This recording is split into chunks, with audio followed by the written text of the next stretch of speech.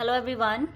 IBPS clerk आज last day ही है। Last minute tips, क्या टिप्स होनी चाहिए जिनको आप ध्यान में रख सकते हैं। देखिए, अब तक तो आपने जैसे आरआरबी पीओ के भी एग्ज़ाम दिए हैं, पियोन क्लर्क के एग्ज़ाम दे चुके हो, तो आपको इतनी ज़्यादा टेंशन नहीं होनी चाहिए। लेकिन आईबीपीएस क्लर्क में थोड़ा स्ट्रेस होता है, बिकॉज अब तक जो हमने एग्ज़ाम दिए हैं उसमें मैथ्स एंड रीजनिंग पे ज़्यादा फोकस किया है, लेकिन इस एग्ज़ाम में इंग्लिश ज़्यादा मेन रोल प्ले करती है, तो उसमें काफ़ी स्टूडेंट्स को डर लगता है कि इंग्लिश में क्या होगा।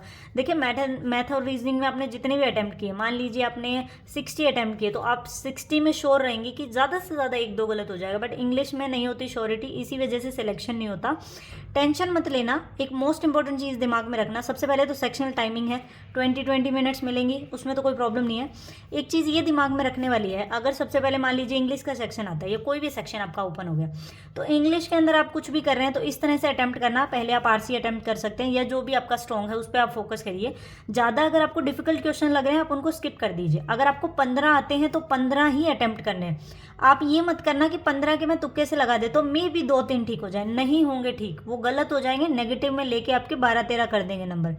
आपको नहीं करना है। अगर आप 15 के 15 ठीक करके आते हैं और आपको ट्रस्ट है कि आपके 15 के 15 ठीक है, आपको एक्यूरेसी के 2-3 नंबर मिल जाएंगे, आपके 17 to 18 बन जाएंगे, लेकिन गलत मत करना। और देखिए, रीजनिंग में ये इंपॉर्टेंट चीज़ है ध्यान में रखने वाली। एक बार स्टार्टिंग में जब एग्ज़ाम देने के लिए गए थे तो मेरी फ्रेंड भी मेरे साथ एग्ज़ाम देने गई। उसके साथ क्या हुआ, वो पजल सोल्व कर रही थी। पजल सोल्व करते जैसे हम क्या करते हैं, इंस्ट्रक्शन लिख लेते हैं साइड में और उसके बाद फिर हम बनाना शुरू करते हैं कि इस अकॉर्डिंग बैठ रहे हैं या नहीं बैठ रहे स्टूडेंट।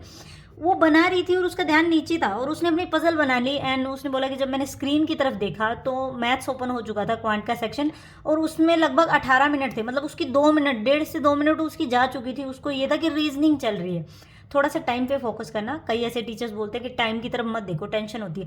टेंशन होती है, लेकिन थोड़ा सा ये भी ध्यान रखना है कि टाइम कहीं दूसरा ही सेक्शन ओपन ना हो गया। छोटी सी सिली मिस्टेक है, लेकिन अगर 2 मिनट किसी के एग्जाम में खराब हो जाते हैं और उसको ये लगा कि तूने पजल बना भी ली और 5 नंबर थे, वो 5 नंबर तो गए, क्वांट्स में भी 2 मिनट वेस्ट हो गई। इस चीज़ का जरूर ध्यान रखना। पैनिक मत होना। हमेशा होता है, जैसे स्टार्टिंग की पजल में भी अगर हम अटक जाते हैं तो ऐसा फील होता है कि गया एग्जाम।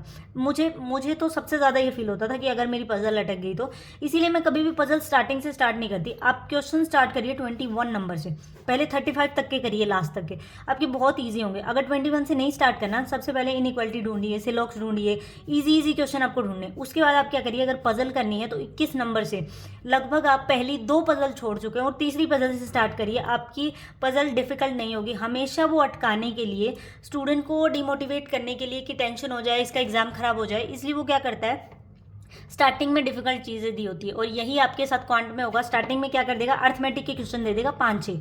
कोई अटैम्प्ट करने लग गया, उसको ये रहा कि आईबीपीएस क्लर्क तो ईजी होता है, मैं स्टार्टिंग से अटैम्प्ट करता हूँ, तो उसको क्या रहेगा, कर लेगा वो 40 सेकंड में, 50 सेकंड में, 45 सेकंड में। लेकिन जैसे इन 5 क्वेश्चन को करेगा ना, उसको लगेगा 5 मिनट गई, 15 मिनट रह गई। बहुत ज़्यादा डिमोटिवेट फील होता है। पहली 5 से 7 मिनट में मैक्सिमम स्कोर करने की कोशिश करो। कोई सिंप्लीफिकेशन ढूंढो, कोई आप क्वाड्रेटिक इक्वेशन के क्वेश्चन ढूंढ सकते हो, आप सीरीज कर सकते हो, रॉन्ग नंबर सीरीज है उसको स्किप करो। ऐसी चीज़ें पकड़ो ही मत जिसमें दिमाग को ये डाउट हो रहा है कि मे भी अटक सकता है। आपको सिर्फ कॉन्फिडेंस वाली चीज़ें लेनी है, उसके बाद आप फटाफट कर सकते हैं। ये मत करना कि टाइम खत्म हो जाए और लास्ट में आपने देखा ही नहीं कि लास्ट में नंबर सीरीज थी या लास्ट में सिंप्लीफिकेशन थी, या फिर हम रीजनिंग की बात करें तो लास्ट में आपकी इनइक्वालिटीज थी। बहुत बुरा लगेगा। एंड जिनके भी आरआरबी पीओ के या क्लर्क के एग्जाम अच्छे नहीं हुए, वो सोच रहे हैं कि हमें बेटर करना है इसमें, लेकिन दिमाग पे कोई लोड लेके मत जाओ कि वो खराब हो चुके तो ये अच्छा करना है, वरना ये भी खराब हो जाएगा। आप जस्ट ये सोच के जाओ कि मेरी तैयारी है, उसके अकॉर्डिंग मैं अच्छा करके आऊँगा। देखिए, जिसकी अच्छी तैयारी है ना, वो तो अच्छा कर ही लेगा।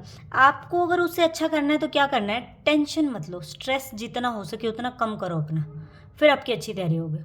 आई होप आपके लगभग आपको इन चीज़ों से कुछ तो हेल्प मिलेगी। एंड अपनी प्रिपरेशन करते रहिए, अपने अटेम्प्ट्स बताइए कल कितने रहे। Thank you for watching.